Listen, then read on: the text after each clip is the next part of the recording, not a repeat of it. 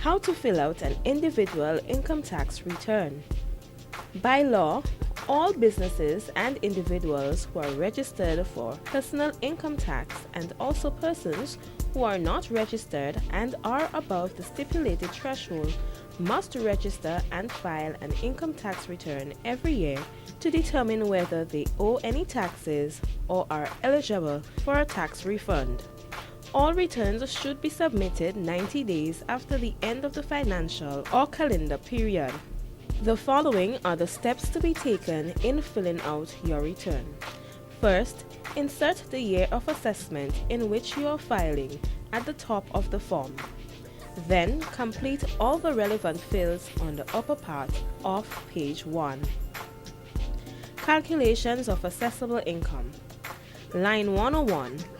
Enter your gross annual wages, salary, and employment benefits here. Line 102. Line 102 is for pension income. Although pension income is exempt, you are still required to include that amount here. Line 103. Line 103 is your gross income. It is the sum of lines 101 and 102. Line 104. If you are a sole trader, it is your net profit from any form of business activity. Note that a financial statement must accompany each return filed. Line 105. Line 105 states prior year loss. This applies to a sole trader with losses in previous financial periods. Please complete Schedule E. Line 106. Line 106 is assessable income after prior year loss. It is the difference between line 105 and 104. Line 107. Line 107 is qualifying investment allowance. This applies to a sole trader that reinvested in their business during the last financial year. Please complete Schedule B or C. Refer to Income Tax Amendment Act No. 27 of 2015. Line 108 is assessable income after investment allowance. This is simply the difference between lines 107 and 106. Line 109 is net loss from any form of business activity. Line 110 is other taxable income.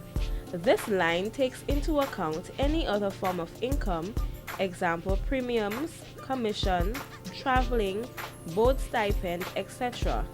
Please complete Schedule F on the form. Line 111. Line 111 is assessable income. This is the total income earned. It is the sum of lines 103, 108, and 110. Line 112. Exempt income. Here you will insert $36,000, which is the standard exemption. There are other exemptions that may be added. For example, if you have pension income on line 102, you will add it to the $36,000. Please complete Schedule A. Line 113. Line 113 is chargeable income after exemption. This line is the difference between lines 111 and line 112. Line 114. Enter the amount of chargeable income up to $24,000. Line 115. Enter the amount of chargeable income in excess of $24,000. Line 116. Line 116 is tax payable. Calculate the amount of tax payable on the first $24,000 or less. Multiply line 114 by 10%. Line 117 is tax payable. Calculate the tax payable on the chargeable income in excess of $24,000. Multiply line 115 by 30%. Line 118. Total tax payable. Add line 116 and line 117. Line 119. Total prepayments and relief. For an employee, this will be the amount of tax deducted by your employer. For sole traders, This will be the amount of advance payments made. Please refer to Schedule D on the form. Line 120 is net tax payable or refunds due. To determine your tax position, simply subtract line 119 from line 118.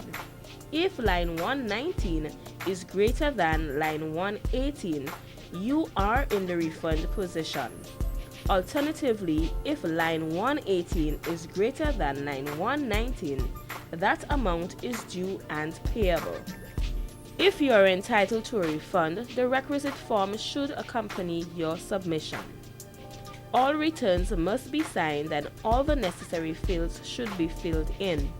Late filing carries a penalty of $500 plus $100 for every month or part of a month failure to file continues, or 5% of the tax owing plus 1% of every month or part of a month failure to file continues, whichever is greater. Late payment is 20% of the amount of tax due but not paid. Please note it is an offense punishable by fine or imprisonment to furnish a false return. Inland Revenue, striving for greater taxpayer compliance. Thank you for watching.